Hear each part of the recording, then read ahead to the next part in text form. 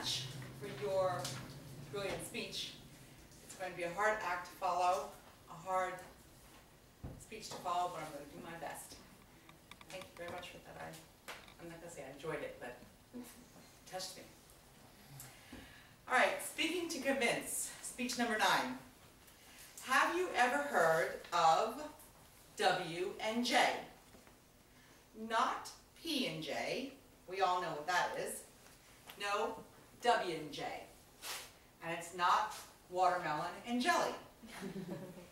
Okay, let me ask you another question.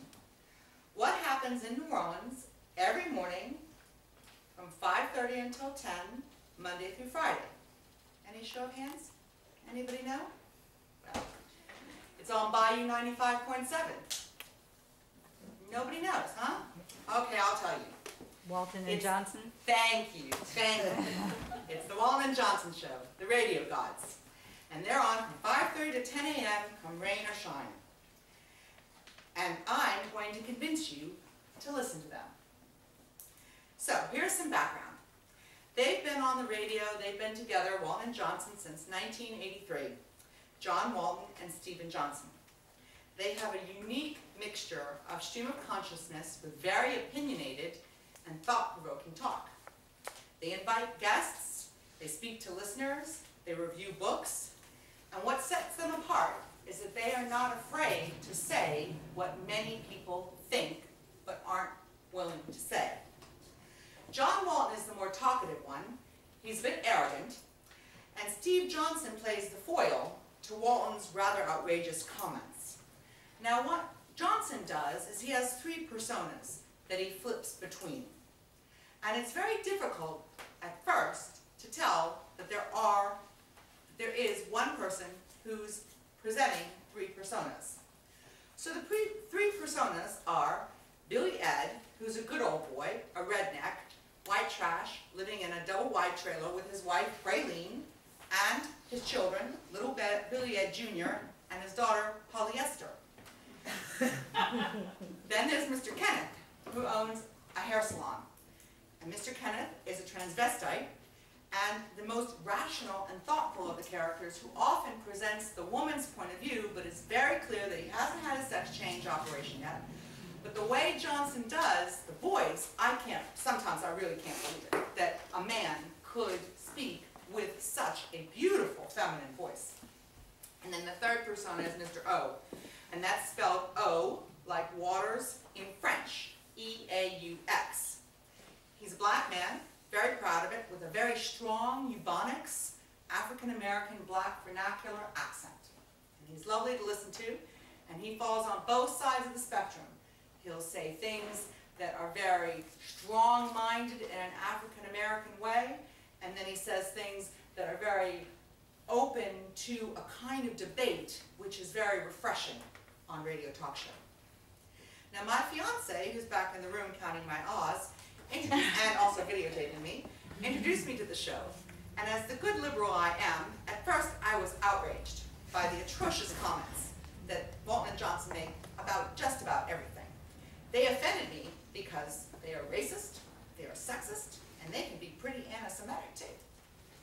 And then one day I realized that they aren't any of those things. What they eschew is political correctness. What they are is men in their late 50s, men who have lived their lives to the fullest and are at the stage trying to pass on some of their wisdom to the younger generation.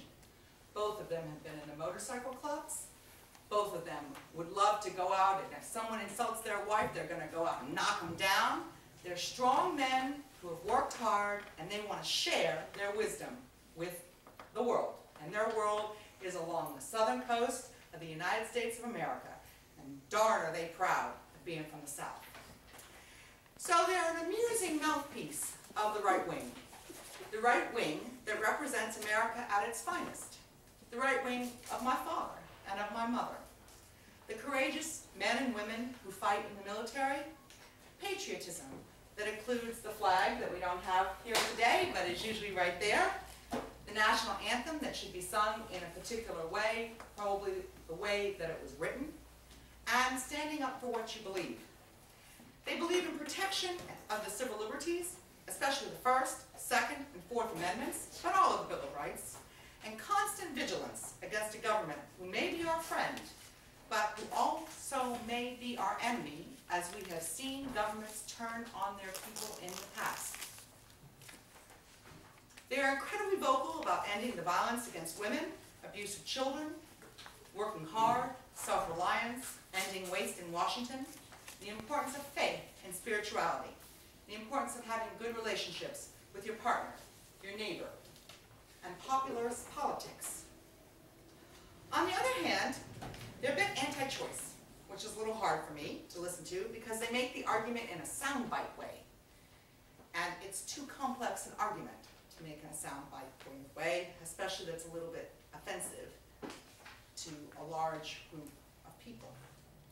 However, I'm in active debate with them via email and via contact on their 855 I Love W&J telephone line. Back to their sexism, which initially turned me away from them, was their critique of women. They described women as overly concerned with spending men's money, and they refer to women as gold diggers, whores, and irrational creatures who shouldn't even have the right to vote. They have a funny sketch called A Minute in a Woman's Mind, which presents a particular woman who, and it's always the same voice, but she's thinking about 25 different topics at the same time, including her makeup and whether or not she left the faucet on in the house before she left that morning. They are every Toastmaster's dream when they enforce a strict anti-ah and anti-um policy on their calling line. 3 ums or ahs, hang up. I appreciate their wisdom. Both divorced, they discuss frequently how one stays in a relationship, which they suggest is accepting who you are, communicating what you want, especially sexually with your partner. And it's good advice. Sometimes their rhetoric is so outrageous that I wonder if they're actually liberals masquerading as right-wing conservatives. And I've asked them that question too. Walton and Johnson is a very entertaining way to spend your mornings from 5:30 to 10 a.m. If you are liberal-minded or a Democrat, I challenge you to do it. If you give it a chance for a month or so as a challenge, I think you'll find it worth it. You'll learn a lot, and at worst, you'll learn about how another group of people thinks. And whatever your political perspective is, it's always useful to consider another side, no matter what the other side thinks.